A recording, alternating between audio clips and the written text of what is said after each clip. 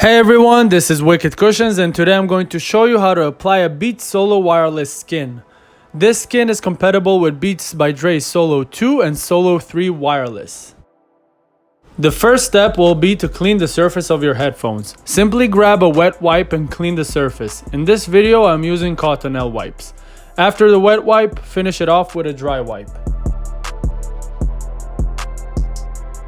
In this video, I will be using our white floral Wicked Cushion skin that matches our white floral ear pads. On the skin paper, you will see markings showing which one is for the left and which one is for the right side.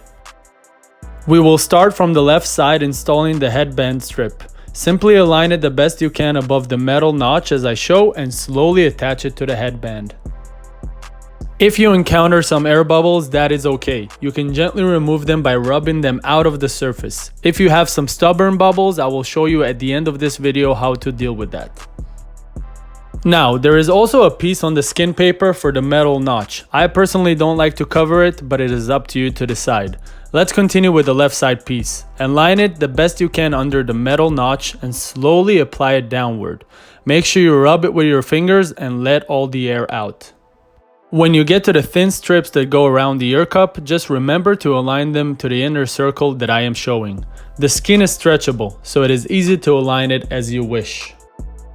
Now let's finish off the left side. There are two pieces in here. One goes over the B logo and one goes around it. I personally like to keep the B logo exposed, so I am only using the exterior piece, but again, it's totally up to you. Simply align the piece on one side and then when you leave it, it will naturally fall in place and all you need to do is take out the air bubbles. And you are done with the left side. Now let's move on to the right side. Get the first piece and install it exactly as you did on the left side. The only difference in here is that on the right side there is a special cutout that goes around the on and off button. Besides that, it's going to be the same process as I showed on the left side.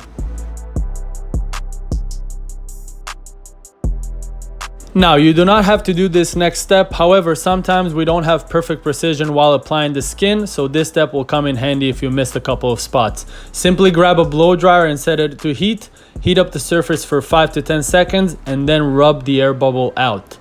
And that is it. You have successfully applied your Beats Solo skin on your Beats Solo headphones. I hope that this video was helpful. If you have any other questions, do not hesitate to contact us or comment down below. And please subscribe to our channel as we release more how-to videos every month.